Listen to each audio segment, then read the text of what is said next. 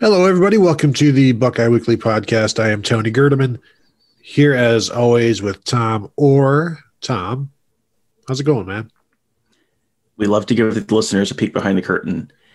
And before we start every show, the way you typically do it is you do a countdown, 3, 2, 1, and then you go, just so you know where to make the edit points and all of that. Right before the show started, Tony said 3, 2, got a kind of like confused look on his face for a second, and then started. And I was like, did he forget what the number one was? What happened there? It was a real exciting moment. I was just making sure the microphone was on, and then I realized, well, since we've been talking for 15 minutes before, then the microphone must be on. So I just paused to make sure everything was okay, and it is, and it still is. Tom, thank you for taking the listeners behind the curtain, and now they're going to think even less of me. So I appreciate that. This is great. Another fine job by Tom Orr of making Tony Gerdeman look like an idiot. Great, and I had nothing to do with any of that because the way I present myself is usually pretty upstanding. Mm-hmm. Mm-hmm. Yeah, there was a question on the Bill Green Thursday chat today that basically was, why is Gerd the way that he is? It's like, oh, buddy, yeah. How much time you got, buddy? Yeah, and we don't have a lot. We got to keep this under an hour so that we can get to the Ryan Day radio show, because we're recording prior to that, because I guess we probably don't expect a lot of news from the Ryan Day radio show today, because Tom, I can predict what he's going to talk about. He's sad that there is no Michigan game. It was devastating, and it's tough telling the players that weren't able to find another game, and now they're on to Northwestern, and that's what they're focused on, and that's what they're doing in practice. They're looking at Northwestern, and that's the 45-minute segments that he will be on, all scrunched into one sentence there for you. So, but there's plenty of other things to talk about. Tom, we got a great big weekend of college football. Even without Ohio State, Michigan, there is still there are games to talk about. There's not the marquee game of Ohio State versus Michigan, where two Titanic, again, listen, Titanic and the Titan ick suffix, not Titanic as in the boat. Titan ick, okay? Michigan, Ohio State, two big programs. If you give me the leeway on the Michigan being a big program. And, of course, that is not here, so there are other games. I'm sure Alabama plays somebody of note. They play in the SEC. Of course they play a big game, so we'll talk about that as well. But first, Tom, big news recruiting-wise, possibly on Friday, as five-star receiver, the number one receiver in the nation, Emeka Egbuka out of Washington, is set to announce his commitment to either Ohio State, Oklahoma, or Washington. That's Friday night, 8 p.m. Egbuka, Tommy, says 5 p.m. Pacific. Again, we do not use Pacific times on this show. Things seem to be going well in Ohio State's favor. You had Mark Givler on the Morning Scoop on Thursday. Things still looking okay? Yeah, I mean, the Egbuka has been projected as an Ohio State lean, I guess, for, I don't know, a year and a half. The consensus has been Ohio State has been out in front, that Brian Hartline's done a great job building that relationship, that there's, there are other teams to kind of keep an eye on, but Ohio State has been in front. And one of the last things Egbuka wanted to do before he made his final decision was to make a visit to Oklahoma. He did that last week because Oklahoma is able to have fans in the stands. So he was able to travel to Norman, go sit in the stands, watch a game, visit with Caleb Williams, then their very, very, very highly rated quarterbacks who's committed for 2021. Came out of that visit, and all of a sudden the buzz was, oh man, Oklahoma may get him. Oklahoma may have leapt Ohio State, and they may steal one away. And then you get a day or two out away from the excitement, and getting all caught up in the moment, and you come back out, and you sort of once the high wears off, basically, you kind of look back and at what all the reasons that you thought you were making this one decision for the previous year. It sounds like he's, the high has a little bit worn off, and it's looking like it's kind of probably trending back towards Ohio State at this point, which would give Brian Hartline the number one wide receiver in the country for 2021. I mean, I think I'm starting to get the sense that Brian Hartline might be okay at his job. Whoa. Let's slow down there. Let's not go overboard here. I agree. He is employed. All right.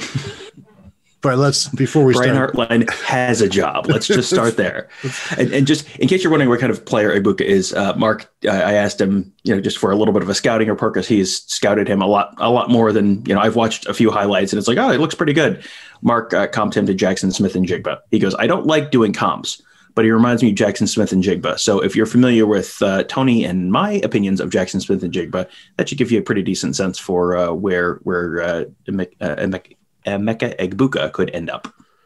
Yeah, and when I watch him, I see Donovan Peoples-Jones, and that's a guy that almost ended up a Buckeye. They're very similar, 6'1", like 190 something.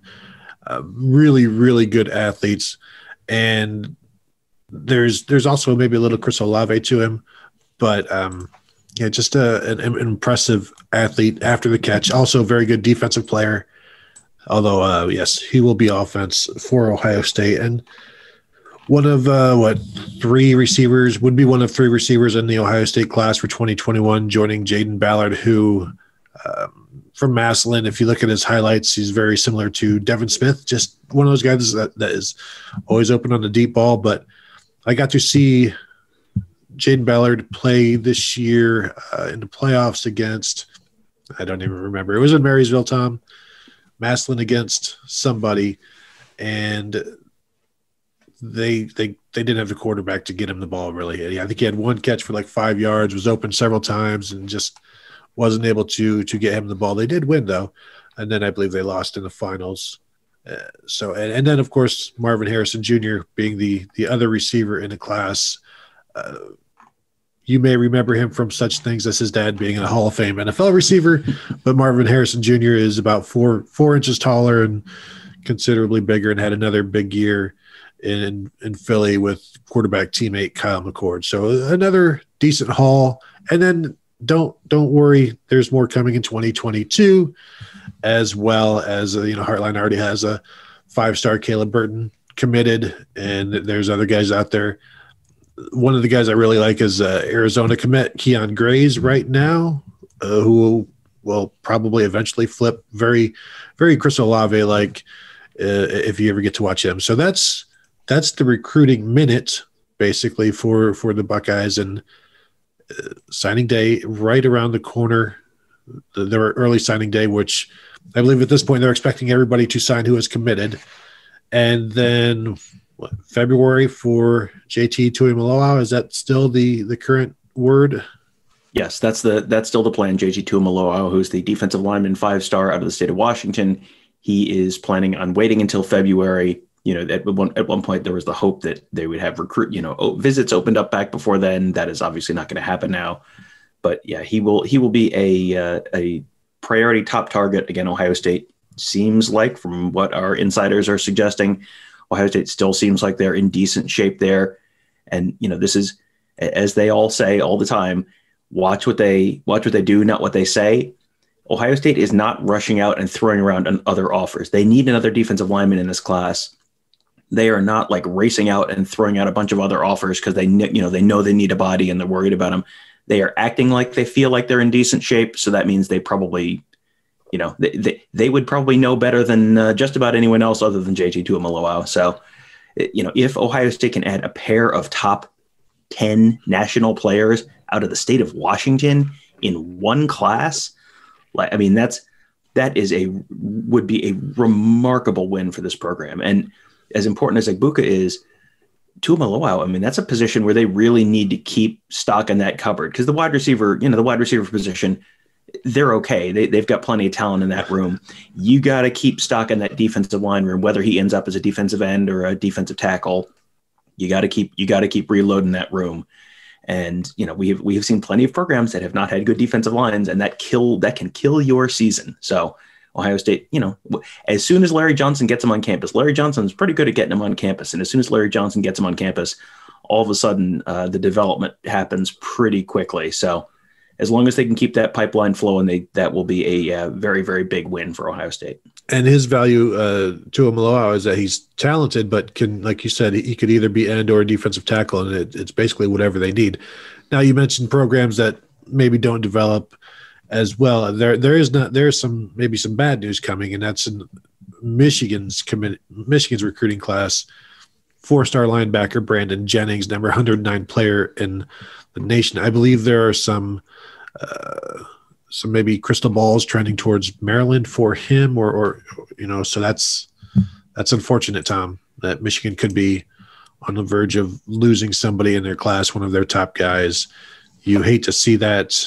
Certainly, you wish the best for Michigan recruiting, COVID, performing on the field at all times.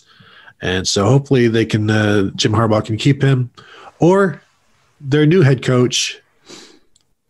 Let's say, who could it be?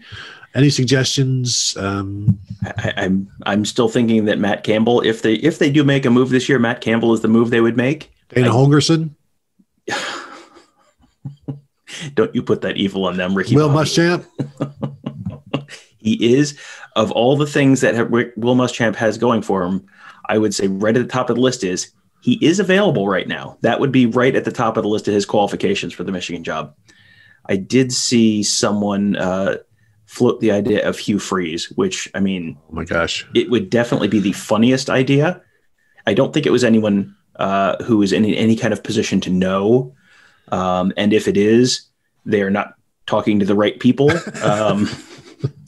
I mean, that would definitely be the funniest possible outcome here. It is not an outcome that is going to happen, but man, it would be a funny outcome. Randy Edsall, Big Ten experience, sort of, maybe a year or so of experience. Yeah, and well rested, because UConn was one of the teams that did not play this year. So and that's the other thing. He has experience recruiting the Connecticut area, which is Michigan is big on. That's their footprint right now is Connecticut and Boston, basically, and maybe a little Rhode Island. Michigan's program has been pretty much like an Edsel this year, the old Ford car. I mean, there's some definite connections there, definite possibilities. And we know Michigan is a big car state, so it would be all full circle there. So that is that's the recruiting 2 minutes from the Buckeye Weekly. There you go. Tom, before we get into the games this weekend, you would Mark Givler and Bill Green doing their podcast. We're going to be talking about Michigan recruiting stories. Bill, Mark, I know mentioned that Bill wanted to talk about Kyle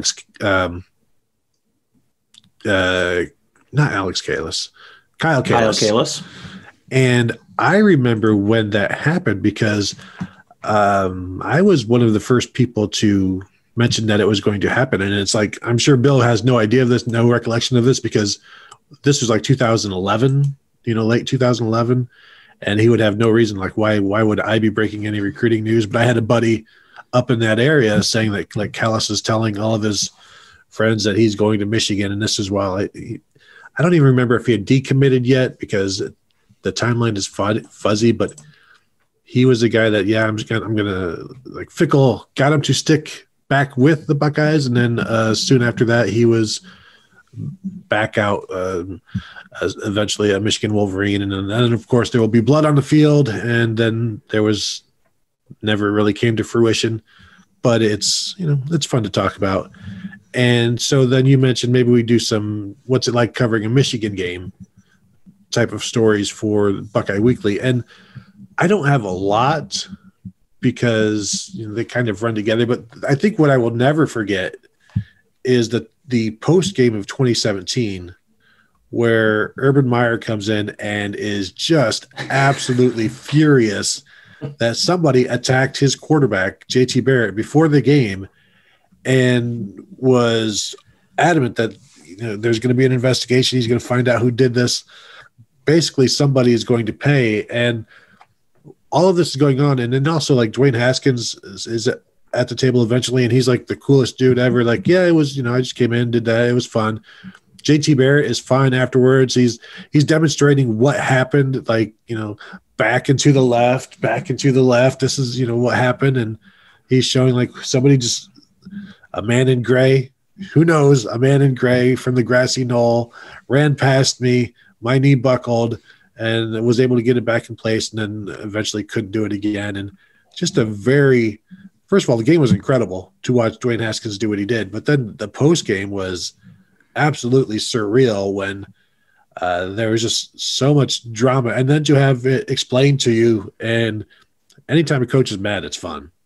Matter of fact, is that your read on the situation? Yeah, that was surreal's a great word for it, because it's just normally the post game for an Ohio State Michigan game, if Ohio State has won, is everyone is so happy. This is the thing they've worked for all year. They've, you saw the video that Ohio State put out earlier this week. They count down to this every single day, all year. You get through it. They win the game. Everyone is so relieved, so overjoyed. This is the thing that is like the keystone of every Ohio State football season. I mean, you look at the year after that, where, Ohio State did not have a super fantastic 2018. And Urban Meyer did not have a super fantastic 2018. And then after that game, Urban Meyer's hugging Shelley, and he's just so happy, and I think they're crying. And this is just this incredible moment. So normally you would expect, like, okay, that's what this is. That's what this is going to be. That's what this always is. And you walk into that post game room, and Urban comes in, and he's so mad. And it's like, what? Did they change? Did they take points off the scoreboard and lose? What happened? What did I miss? Yeah. Yeah. And yeah, he was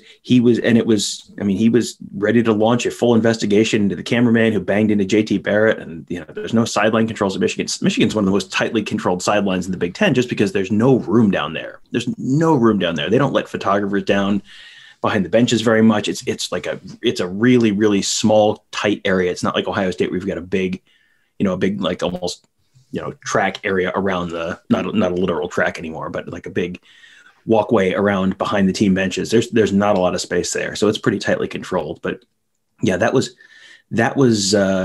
one of the more surprising moods in a post-game interview I've been a part of. But you really can't blame him, because behind JT Barrett, he really didn't have any talent there. So it really put the Buckeyes in a bad spot. Yeah. And as Rashawn Gary said, they're bringing in number 7, they're about to get his butt, and then what happened? They did not. They did not. And the thing people need to realize about photographers is, well, I will say, when Urban said like a photographer injured my quarterback, I'm thinking, oh dear God, don't be anyone we're affiliated exactly. with. Please don't be our photographers. And because if it is, and it wasn't that we know of, but if it was, it probably wouldn't go well. But the thing people need to realize about photographers is they're there to do a job, and everybody on the field is in the way of that. Like refs, players, coaches, everybody is in their way. And so a lot of times they don't necessarily see, like, they wouldn't care about JT Barrett on the sideline because they're trying to get somewhere. And so especially a photographer maybe with a mean streak, but everybody is in the way of photographers in terms of there's a ref's head in the shot. There's somebody getting in your way to get to your shot. They're just the surliest bunch of people you could ever want to be around. Wouldn't you agree? I used to think that, but now they seem nice and wonderful, cuddly, warm, intelligent. The year before that was an interesting one, because the year before that was the 2016 game, that great Ohio State 2016 game. Now, I was not on the beat at that point. I was traveling. I was down with my brother's family down in Texas. My family had gone down there, and we had booked a flight to return home on that Saturday afternoon. And it was like, we booked it late enough that I'm like, all right, we should be able to watch the end of the Ohio State Michigan game before getting on this plane. And then the game goes into overtime, and then the game goes into double overtime, and they're calling our flight. And I'm watching the game on my phone at the gate in the airport going, hurry up, somebody do something. So that was how I watched the end of that game. You were down on the sidelines, though. I have seen the video that you shot. So I have seen the firsthand experience that you had there. But let people know what that was like to be on the sidelines for the end of that 2016 game. Yeah, because when you're down there, you get down there for like the final 5 minutes or whatever. So I'm just going wherever the ball is going, I'd go down to that corner of the end zone or the other corner of the end zone. So I was down there for the Wilton Spate touchdown in the opposite end zone that almost didn't happen. I think it was the 4th down pass, and then go back down to the other end zone for the 4th down JT Barrett 1-yard run, and then the Curtis Samuel run right after that, where I'm just about on the goal line in that corner, and then immediately just he scores, and you could see it happening, and then everybody just pours into the end zone, and you're just trying not to get squashed while you're also trying to get some sort of footage and to capture it all. But really amazing a moment, because you can feel the crowd behind you building as they see everything opening up, because there was nobody near Curtis Samuel once he turned that corner, and everybody knew he was scoring at that point. And so you just feel the crowd behind you just pushing with, I don't know, their energy. I don't know what it is. You just feel it behind you, and then everything explodes. And I remember talking to Pat Elflein after the game, and he said once they called that play, he knew it was going to be a touchdown because of the way Michigan's defense was playing and the way the Buckeyes were blocking, that there would be nobody there, and he knew it was a touchdown right then. And then it was a mad dash to get from that end of the field to the very opposite end to get into the post game down the southeast corner, that southeast ramp from the northwest corner where this took place. And because everybody's pouring out, the entire crowd is now on the field, and finally getting towards the corner when I ended up like within a few feet of Urban Meyer and Ryan Stamper, who are now watching the highlights up on the scoreboard, and everybody's just watching the highlights and going crazy. And then Urban's son comes up, finds him in the crowd, and they have a big hug, and then everybody sings some Neil Diamond, and then it's, all right, now let's try to get to the post game from all of that. And yeah, I think I shot like the last 20 minutes of that from my phone, from the just the end of that Curtis Samuel play, or the start of the Curtis Samuel play, through that entire celebration as I'm trying to walk through the crowd. It's on my YouTube page somewhere. You can go find it there, I suppose. But a very interesting, entertaining, something that you won't really ever forget type of scene, and a classic game. The 2018 game, not really that memorable other than in terms of like what happens, other than the score was hilarious. But like after the game, Urban and Shelley, as you mentioned, like having this long hug, and it felt different. That it felt like, I wonder, because as you're watching, you're like, I wonder if that's the last one. Like, is this the last one for Urban? And then, it wasn't too long after that he announced his retirement. Yeah, that was, you kind of heard rumblings that might be what was happening. And just the reaction there, it was like just such a sense of relief, and such a, there was like a sense of finality to it. And it was like, huh. Because, now it's like, well, yes, Urban Meyer left, and then everything was fine. And Ryan Day came in, and recruiting has actually improved, and the results on the field have been fantastic, and they have not had the random Purdue or Illinois, Iowa plunge down an elevator shaft game. So, looking back, it's like, well, it was a smooth transition. It was fine.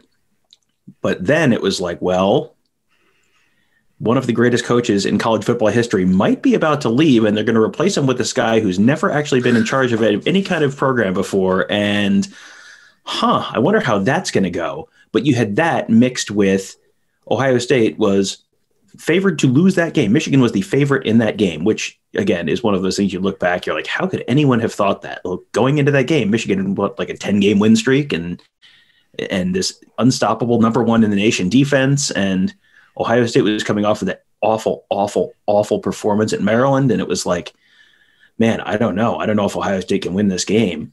And then they go out and hang 62 points on Michigan, and it was like, I don't think anyone saw that coming. I don't know that anyone on the Ohio State team saw that coming, that they were going to hang 62 points on Michigan.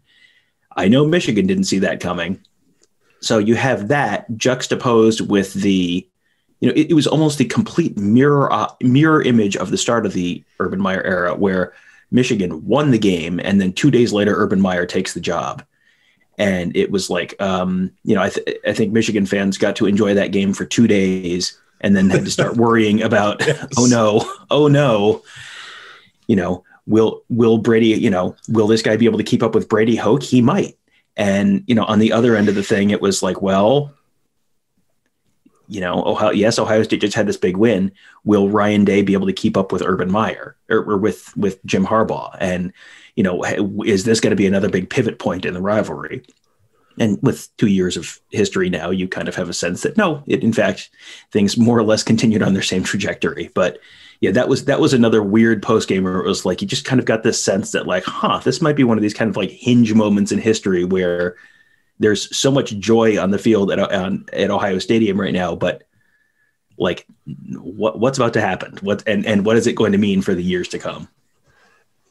Yeah. And the inexperience of Day, the unknown of Day. I mean, I go back to when we did the tale of the tape before the 2019 season between Michigan and Ohio State. We had to give the edge to Michigan there because we knew who Jim Harbaugh was as a head coach and knew that he had success. And all we knew about Ryan Day was he was 3-0. And that was with Urban Meyer's program. And you didn't know. And now, Tom, I can't believe you singularly, yourself all by yourself, put Jim Harbaugh ahead of Day back then. That is hilarious that you did that. And that was the same show where if you scroll back in the reviews for this podcast, somewhere, July or whatever, 2019, you will there was a negative review for us that accuses us of being homers for rating Ohio State so favorably in a show in which we rated Jim Harbaugh ahead of Ryan Day. Life, friends, comes at you fast. It does. So, Tom, let's look at the weekend action here, where there aren't a lot of games between ranked opponents. One that does occur between ranked opponents, thanks to the committee somehow putting Missouri at number 25 for being 5-3 this year in the SEC, is Georgia, number 9, at Missouri. I have not watched the Tigers at all this year. I have watched a little bit of Georgia. I haven't seen them since JT Daniels took over. I have no reason to think that Georgia will blow anybody out other than like the bad teams. And I don't know, is Missouri bad or are they just less bad than the bad teams and less bad than like Kentucky or whatever? And who knows, maybe they've already lost to Kentucky. I'm not going to open up this page and see what Missouri has done. I refuse to do that. Georgia favored by 13. I will have this on if it is close in the fourth quarter. I don't know that I'll have it on either of my two TVs because there are too many good Big Ten games this week. Illinois, Northwestern, and others, I'm sure. You could watch Illinois Northwestern in stereo. That would be pretty exciting. Yeah, Missouri to me this year, I've watched just a tiny little bit, and really, honestly, if we're going to be real honest, I watched mostly the Missouri-Arkansas game and kind of the crazy end to that game. But they are, they're 5-3 right now, which is like, 5-3 SEC team. That must be very impressive. It's like, they're a little bit like Boston College, or Boston College is like a 500 ACC team, and it's like, yes, but they did beat Kentucky. Congratulations, you nailed that. They won at LSU, which is not holding up as impressively as it did before. And they're on a 3-game win streak, which is why they lost the first 2 games of the year. They got killed by Alabama. They got killed at Tennessee, 35-12 at Tennessee. So they started 0-2. The Tennessee loss is not looking fantastic right now, but they beat LSU, beat Kentucky, got killed at Florida. But then their last 3 weeks, they've won at South Carolina 17-10, beat Vanderbilt 41-0, and then beat Arkansas 50-48. So, I don't know. What's the best win on that list? Because South Carolina just fired its coach. Vanderbilt just fired its coach. Arkansas, does they have a coach? They do. Sam Pittman actually is kind of got that program on the right track. But, it was a very, very, very narrow escape for them at home against a 3-6 Arkansas team. And outside of that, you've beaten Kentucky and LSU. So it's like, okay, what's the quality win on there that gets you in the top 25? But they have continued to win, so therefore they're in the top 25. This goes back once again to our theory that you know what the committee actually thinks by who they're cramming in at the bottom of the top 25, just to give the top 5 teams better wins. Like, well, look, Florida beat a top 25 team. Like, did they? Yeah, and unfortunately for the committee, if Georgia wins this, there's no way they can keep Missouri in there to give Georgia a good win. And if Missouri wins, Georgia might have to drop as much as 2 spots. Yeah, and poor Indiana. We'll be behind a 6-3 Georgia, but you can't fault Georgia for losing against a ranked SEC opponent. Those are the only teams that have beaten Georgia. That's a quality loss. Exactly. And that's, as we all know, the number one factor in the decision making process for the committee. Tom, any chance that Arkansas upsets Alabama? No, I will answer that for you. No. Any chance? Now, here's Oklahoma at West Virginia. This is a rescheduled game from a couple of weeks ago. People seem to really like this Oklahoma defense now, Tom. And this over-under is pretty, it's only 56, which seems low for Oklahoma, West Virginia. The Sooners are favored by 14. The game is in Morgantown. Oklahoma's defense has been okay, pretty good the last few weeks. I think a few weeks ago they gave up like 28 to Texas Tech, and then of course you get into the ugly games where they're giving up a bunch of points and everybody laughed. But now, Tom, nobody's laughing about that Oklahoma defense. They have got this thing turned around, and if West Virginia can't score on Oklahoma, I'm not sure if anybody can, because lately West Virginia, 24 points against TCU. 13 against Texas. They scored 37 against Kansas State. This is an offense that is firing on all cylinder. Mm-hmm. Yeah, it is. They put up a whopping 6, which is almost 7, which is a touchdown. Think about that. Almost an entire touchdown on the road at Iowa State last week, which is, mm-hmm. And we're coming off 2 off weeks before then. So, like, what is this team? It is. You look at they beat Kansas State 37-10, and it's like, oh, that was a ranked Kansas State team. Wow, and then Kansas State has completely fallen off a cliff. So, and they lost at Texas 17-13. They lost at Oklahoma State 27-13. This is not a team that's put up a whole lot of points. They put up 38 on Kansas, which is notably Kansas, 37 on Kansas State, which is again fallen off a cliff. And then it's like, okay, and that's it. Thus endeth the list of games in which they've scored 30 points this year. So yeah. And I am willing to, I have been a long proponent of the idea that Alex Grinch's reputation as a defensive genius and his actual on-field performance of his defenses, the correlation there has been holding steady at 0.000 for quite a while. And they're better now. They have been better since the Texas loss, or the Texas win, where they were 2-0, but they had lost to Kansas State. They lost to Iowa State. They beat Texas in quadruple overtime. But since then, they've played TCU, who has been bad this year, Texas Tech, who has been bad this year, Kansas, who has been bad this year, Oklahoma State, which is like, they're fine, but they're not a real explosive offensive team right now, and they never, ever, ever beat Oklahoma because they're a bunch of head cases. And then they beat Baylor, who is bad this year. And then they have West Virginia, who has been bad this year. Yeah. So it's like, if they were better, this is what the results would look like. But they have not exactly played a murderer's row of dominating. This has not been a banner year for Big 12 offenses in the way that you typically think of Big 12 offenses. So, we'll see. Let's see what it looks like against Texas, against Iowa State next week in the Big 12 championship game. It's like Ohio State shutting down Michigan State's passing game and thinking the secondary is fixed. You can't make that judgment based on the opponent. So that takes us to Illinois at Northwestern, where Illinois, 2 wins this season. They're 2-4 in the season. They're 2 wins at Rutgers, at Nebraska. So this is a road team. They love being on the road. They like being away from Champaign, Urbana, for who knows why. Let's not blame them. And now they get to go to the big city and then drive through the big city, and then get to Evanston. So this, my faith in Northwestern, I always pick them to lose. And then I think the 1 week I don't pick them to lose because they're playing Michigan State. And why would anybody pick them to lose to Michigan State?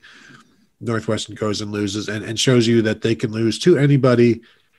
And I wouldn't put it past them to lose this week because they have nothing to play for other than Chicago recruiting. This is a rivalry game for them. I do expect Northwestern to win, but there are things that Illinois can do to make life tough for Northwestern, because if Michigan State can do that, then anybody can. But I'll go ahead and take Northwestern in this with very, very few confidence points at all. Yeah, I mean, I would say that they're probably going to be fine.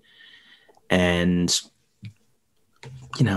it'll be all right. The Illinois is pretty unimpressive this year. Look at that over-under, 40.5. I was going to – that's where I was headed next, friend. 40.5 is the over-under. Like 27-13 is yeah, I mean, it's a 27-13 because it's a 14-point spread and a 40.5 over-under. I mean, that is – normally you look at and it's like if it's a over-under in like the high 60s, it's like, oh, this can be a shootout. If it's in the 50s, it's like, okay, this is kind of be a normal game. In the 40s, anywhere in the 40s is kind of like, oh, this can be a little low scoring. 40.5. That is. I don't know if I remember an over-under that low. Cherish those touchdowns. You will not have very many of them to celebrate. Is what our friends in the desert are telling us right there. It's a nice warm-up game for Northwestern. Tom, is it fair though that Ohio State gets a bye week and Northwestern doesn't? Shouldn't they cancel this game? Shouldn't they cancel this game to make it more fair for Northwestern? I brought this up, I think, on yesterday's show. I brought this up on the morning show on Thursday, and I had a friend of mine call me and say, I don't think people are talking about this enough. It's like, I talked about this twice yesterday, but we're going to talk about it again here. There is no idea dumber than the idea that Ohio State views not playing this weekend as some sort of wonderful blessing that the Big Ten has bestowed upon them. Ohio State wants nothing more than to play any game against anyone this week. If Ohio State and Northwestern and Illinois could have agreed, Ohio State would have gleefully played either of those teams this week. Like, they would have happily played Illinois and then played Northwestern next week and given Northwestern a bye going into the game because this is such a huge advantage for some reason. No, the Ohio State would have happily played Illinois this week. Illinois does not want to give up a rivalry game. Illinois does not want to go from a game where they were an underdog by 2 touchdowns to a game where they're going to be an underdog by 5 touchdowns. So no, and Northwestern does not want to give up a rivalry game. So that is why that did not happen. No, this is not some wonderful favor that the Big Ten has bestowed upon Ohio State. Ohio State desperately wants to get all of its players more reps, get its guys more game action, because you do not want to go into the college football playoff with 6 games under your belt when everyone else you're playing against has 10, 12 games under the belt. That is not an advantage. That is not a good thing. Ohio State, yes, they don't want to lose a game. Okay, they're not going to lose to Illinois. Like, they're not going to lose to Illinois. We just saw what a focused Ohio State team could do last week. They're not going to lose to Illinois. So there's nothing that would have been better for Ohio State than playing Illinois. It was not a favor to Ohio State to not play Illinois. I agree, Tom. The Big Ten is babying Ohio State and they're protecting them, and it's a travesty. Is there any reason to talk about Utah at Colorado other than it's the big noon game, sir? Other than that, Colorado 4-0, number 21 overall. I'll be honest, I have not seen Colorado since about when did Cordell Stewart play? That would have been 1994. So yeah, it's been a while since I've watched. I did watch Colorado with Laviska Shenault, the receiver from last year before, a couple years ago. He was outstanding because he was on my fantasy team, and he was awesome when he wasn't hurt all the time. But Tom, if you have some things to say about this one, save it for after the show. I do have something to say about this because here's what I have to say about Colorado. All right. As much as everyone is bagging in the Big Ten for making changes to its conference championship game, they should be bagging way more on the Pac-12 for not making changes to its conference championship game, because there are 2 teams in the Pac-12 South who are not playing, and I believe it was because one of them tested positive. I think USC had COVID issues a couple weeks ago, so Colorado filled in with the San Diego State game. it is entirely possible that USC and Colorado will both finish undefeated this year, 5-0, and they will not be the two teams that will play in the Pac-12 championship game because they have to shoehorn in a Washington team that's already lost a game and has COVID issues right now, or an Oregon team that has lost 2 games already. Well, I mean, the sacred tradition of the Pac-12 championship game demands that the South meet the North, and to even suggest that they should change that is the most ludicrous suggestion in the history of the world. Like, you have 2 undefeated teams. They didn't play. Why would you not let them play? Like, what? Why would you not just go to the Big 12 model for this year and just go, yeah, the two best teams? Like, you can change that in the middle of the year. There's nothing wrong with that. Washington has done nothing to earn the Pac-12 North bid to the Pac-12 championship game. And then you have an undefeated Pac-12 champion coming out of this. Like, why would you not do that? That's the dumbest possible decision. Oh, wait. Okay. That's why they did it. Because that's what the Pac-12 does. Okay. Or if one of the undefeated teams loses in the Pac-12 championship game, you've got another undefeated team in the background saying, hey, how about we come to the playoffs? Let Colorado in. Let us in. And it has been kind of funny to see Oregon get those 2 quick losses when everybody was like, can Oregon make the playoffs if they're undefeated? And now there's 2 other undefeated teams that are like, hey, could we? Can we talk about us? And the Pac-12 was like, no, we're not going to talk. We're still talking about Oregon for some reason and Washington because they've been in the playoffs before. And they're terrible. They are terrible. Yeah, it was just like, this is such an easy win. And let me just throw this out there. There have been a couple Pac-12 hires that I have looked at like, what the heck are they doing there? Herm Edwards at Arizona State. They have not had a good year this year, but that worked out just fine last year. Carl Durrell at Colorado was like, you're hiring him based on what exactly? Like, he was a disaster at UCLA. And they hired him, and he's been completely fine this year. They're 4-0, and I mean, you know, small sample and all that, and they're a 21st ranked team that's undefeated, and they haven't exactly blown anyone out, but they're undefeated. Like, you know, and UCLA at Stanford, San Diego State at Arizona. That is not a good schedule, but 4-0 is 4-0. So I will preliminarily declare myself incorrect on my opinion on the Carl Durrell hire at Colorado. I'm going to hold off on my declaring myself wrong about that because I'm pretty sure I'll still be right. That's just how I feel. And Tom, I want you to be careful about bashing the sanctity of the Pac-12 championship game because the Rose Bowl might hear you. And we don't want to say anything bad about tradition if the Rose Bowl can hear you or something out west hears you because we know how precious all of that is. So be careful, be mindful of saying anything bad about the Pac-12 championship game or the bowl game a Pac-12 team is in, because these are very special things to college football. Pac-12 championship game having been around almost as long as the Rose Bowl, I believe. I mean, they both were around in years that started with a number. So I mean, that's pretty big, right? Numerical is all I'm talking about. And you know why it doesn't matter? This is a non-canon Pac-12 season because the Pac-12 champion does not go to the Rose Bowl because it is a playoff game this year. So this is a non-canonical Pac-12 year. So this is when you can get a little wild. Yeah. Speaking of teams that aren't going to the Rose Bowl, Rutgers at Maryland, Tom. I don't know if it's the sicko meme. Like I'm kind of interested. I want to see what happens here. I don't even have a line on the ESPN thing. I'm going to say Maryland by 5.5. I don't know, Tom. Are you looking it up right now? I have covers pulled up. Maryland by 7.5. Okay. So there's good value on that Rutgers side of that bet if you want to take Rutgers. I would not bet on this game, but I am just kind of interested to see what happens. And would it surprise me if this is a close game at the end? No. Would it surprise me if one team just beats the other? No. Beats the other up, and you're like, well, this is odd. And then they remind yourself, well, these two teams aren't very good, so sometimes they just get blown out. And maybe that happens here. Do you have any important thoughts on Rutgers, Maryland? That's a no. That's a dismissive shake of the head from Tom. There are no important thoughts one could have on Rutgers, Maryland. What about Minnesota at Nebraska? Huskers 10.5-point favorites here on two teams one team that has kind of quit, one that is trying not to with the Huskers. And this one is, again, I'm kind of interested just because of the names and because before the season I was looking forward to this game. Now I'll have it on maybe the second TV. I'm still trying to figure out what the primary game is this week, and I hope it's not Minnesota at Nebraska.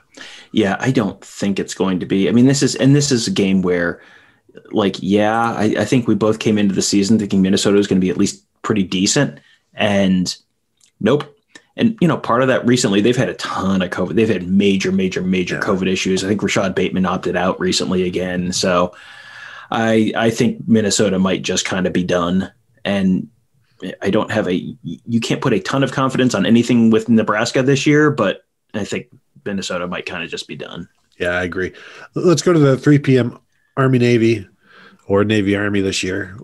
It has been strange. For most of my viewing life, Navy was better. Mm-hmm. And so in the last handful of years where Army has taken over and become the better team, over under, Tom. 37.5. Mm-hmm. This is going to be an hour and a half long game. It is real quick. You can watch it at halftime of another game. This might be over by halftime of like North Carolina, Miami at 3:30, basically. Yeah, this is not a vintage Navy team. They've been not fantastic, and Army has been, again, like Jeff Monken has done a really, really good job at Army. But this is one of those games where these are two teams that really, really, really, really, really know each other and do a very good job stopping each other's offenses. So unless there's a huge talent advantage for one team over the other, this is generally a very low-scoring game. And as Tony said, yes, the clock keeps moving because no one throws the ball. So it is. This is one of these like college football connoisseurs kind of games where it is not super fantastic football from a visual perspective. It is not like light the scoreboards up, but it's always a fun game. And if you have a chance to go, my brother graduated from the Naval Academy in 2003. So I have been to the Army Navy game, I think 3 different times. I think I've seen it in 3 different stadiums: Veterans Stadium, the Link, and Giant Stadium. So it is one of those things that if you are a college football fan, this is worth doing at least once in your life. Fantastic game, lots of good, cool traditions. It is very different than any other college football game you're ever going to see. I think my brother graduated in 2003, and they had just won a couple times in a row at that point. I think they won 3 of the 4 when he was there. And then they went it was like Army between Ohio State and Navy. Our 2 alma maters were on like a 29-1 streak against their big rivals for quite a while. And then Army has kind of turned it around recently, but yeah, this is a series that's worth checking out in person at some point. When checking things out in person becomes a thing you can do again. It got so bad for Army that they went away from the triple option for a few years. They were trying to do like pro style or something, and they moved their offensive tackle out to wide receiver, and that's a true story. And then he's been playing. I played for a long time with the Steelers. If he's not still playing there, Tom, we go from that where you mentioned lack of flash to a game that is maybe all flash. North Carolina, Miami. We don't have a lot of time to spend on the rest of these games because we took too much time talking about Illinois. Classic problem. Classic us. This is an opportunity for Miami to go to 9-1, which would be tremendous for them, albeit in the ACC. But this is also an opportunity for them to play a team that has a pulse, which means they may lose. I'm just looking back at their wins. The funny thing is, when they played Louisville, they beat Louisville. Louisville was ranked 18th at the time. So they're going to tell you they got a ranked win. But that's, that's not how the College Football Playoff Committee does it. But they've got wins against Pitt, Virginia, North Carolina State, Virginia Tech. Like, no marquee wins, and this would be their marquee win, which means maybe it doesn't happen. It could be a high-scoring game. I think the over-under is like 67.5 or something like that. So I would expect some fireworks. That North Carolina lost to, what was it, Louisville or Florida? No, Florida State. Just out of the blue will stick with me. So I'll go Maryland just because they not Miami. I'm sorry, Tom. Picking Maryland in the ACC game, you are old school. well, I got Ralph Friedgen. I trust him. And I got James Franklin as the coach in waiting. So I'm feeling pretty good. But yeah, I'll go Miami because that anytime you lose to Florida State, I can't trust you. Yeah, and this is one of those games that, depending on who wins or loses this game, this could actually be a fairly significant game for Ohio State in the playoff conversation in a couple weeks, where if Miami really kills North Carolina and knocks North Carolina down or potentially out of the rankings, that could help Ohio State, because that's Notre Dame's second best win is North Carolina, and they didn't play Miami. Clemson played Miami, but I don't think has played North Carolina. So there's a little bit of an interesting angle there for Ohio State fans. So I guess you're really rooting for Miami to just absolutely bludgeon North Carolina here if you're thinking that it could come down to Ohio State and Notre Dame in the playoff. I'm not sure Ohio State fans can root for Miami to bludgeon anybody, though, but give it a try. Give it a try. Wisconsin at Iowa. Wisconsin favored by 1 point at Iowa. When Wisconsin has not been all that impressive of late, Iowa is just Iowa. They do what they do. That surprises me. I feel like Iowa has this one.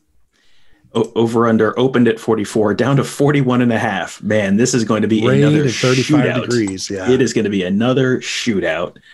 Yeah, I would always just defer to Iowa playing at home. Yeah, if it's a close game and Iowa's playing at home, assume Iowa's going to win something really stupid and gross, like 17-13, 17. You know what? The 17-16 vibes on this one are real strong. So I'll say 17-16 Iowa. Yeah, I can feel that one.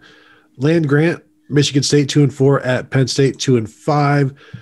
Nittany Lions 14.5 point favorites. I feel like that's probably pretty close. I don't know. Maybe it feels like a lot. Penn State 14 over anybody feels like a lot at this point. But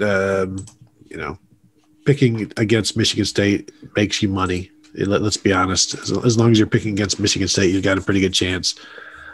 Any big thoughts there? I think that's a decent number. I wouldn't touch it, though, just because you can't trust either of these teams, but I would expect Penn State to come away with the win. Yeah, I think Penn State is probably a good guess. And then all of a sudden, Penn State who started 0-5 is then 3-5. And it's like, yeah, I mean, if they had pulled it together a little bit earlier, this would actually look like a halfway decent season. I think everyone just kind of forgot about Penn State. And then now it's like, oh, now they're actually maybe kind of halfway decent. So yeah, I would definitely go Penn State here, because I don't think Michigan, Penn State is not exactly a fantastic aerial assault, but from what we have seen from Michigan State, like, I don't think there's a whole lot of offense there. And on the road, like, yeah. I don't see it. No, I'm with you. Any thoughts on Washington, Oregon? I'm pretty much Pac-12'd out at this point.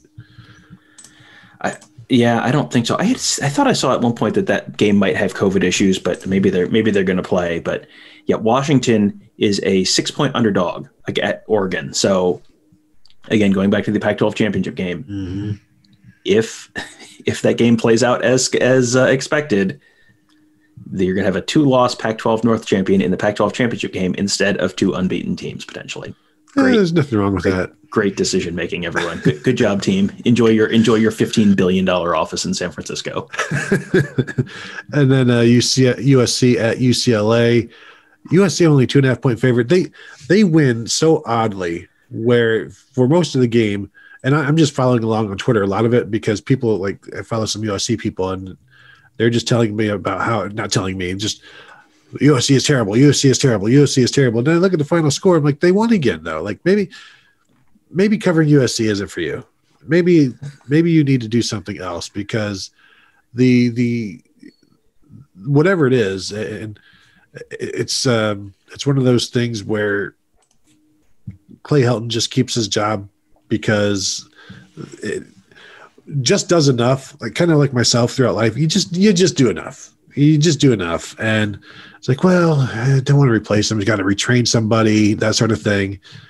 And then you get the paperwork is just, it's a pain. And so it's like, you know what, let's just keep him. But it's like, hey man, we're undefeated. They are undefeated. Yes. 1 point win over winless Arizona State, 4 point win over winless Arizona, 33-17 at Utah. That's okay. 38-13 against Washington State. Okay. It's like, undefeated. I mean, my biggest thought on this is Ohio State and Michigan need to do both teams wear their home jerseys thing, like USC and UCLA always do. That is always so good. It just looks so fantastic. This game's going to be at the Rose Bowl, so you're going to have that nice, like, this is just a visually awesome game. It'll be 4:30 Pacific time, 7:30 Eastern, so you'll get the nice sunset kind of, golden hour sun in the Rose Bowl and the colored jerseys. It's like, sign me up for that. The football, like, whatever. Like, but visually, it is always quite a spectacle. And Tom, we do have to go, but what about this? Ohio State and Michigan, since this game got skipped, and you can't give Michigan back-to-back home games, what if the next 2 years you play them in, like, Indianapolis, and you have the home jerseys on each team? Taking away the fans don't deserve this game. Like, home fans don't deserve this game. Give it to neutral fans, two sets, 2 games in a row in Indianapolis, maybe one in Indianapolis, one in Jerry World, and make make it like a Florida, Georgia. I personally hate the idea. Tom, how do you feel about it? See, you're looking for the wrong inspiration there. This is not a Florida, Georgia game. This is an Army Navy game. Mm-hmm. You know why Army and Navy play in Philadelphia every year, or most years? Why that became the tradition? That is basically the exact halfway point between West Point, New York, and Baltimore or Annapolis, Maryland. So that's why they play in Philadelphia. That's why that tradition got started. So hear me out here. Ohio State, Michigan, 2021, neutral siter, Findlay, Ohio. Who says no? The home of the Oilers. No. I'm with you there. Just jump up, right up 23, up 75, and you're there. That would be a tough ticket, though. That would be a very tough ticket. $1,200 on the secondary market after Ohio State is selling them for like $800 probably. But that will, man, let's think about that, Tom. Let's workshop it. Let's see if we can't talk to the people at Findlay, although maybe the Oilers have a game that day. Findlay might not be the hardest group to sell there, so that's a good place to start. We'll start there. What do you say about hello? Does anyone know? They hang up? I'm sure they would agree to it. And then we would have to get Ohio State and Michigan to do the same. That would be the tougher sell. But that will do it. Thank you all for listening. Tom, who's on the Morning Scoop tomorrow morning? Oh, life is full of mysteries. It's going to be a surprise. It will be an exciting surprise. We'll have some kind of guest on tomorrow morning, as we do. When we recorded this, the Buckeye Weekly show on Thursday evening, I had no idea who was going to be on. Had Mark Giffler on. It was a great conversation. Talked about Emeka Egbuka a little more, and as well as the decision to change the rule to allow Ohio State to come into the Big Ten championship game. Why that really honestly made sense. Why that was a little bit of a ball don't lie moment. So that you'll probably enjoy that conversation. But go ahead and subscribe to the Morning Scoop on whatever your podcast platform of choice is. And also leave us a 5-star rating and review. Read us a nice little review as well for Morning Scoop for Buckeye Weekly. That does help other folks find these shows. Absolutely. Thank you. Well said, Tom. And we will talk to you guys later.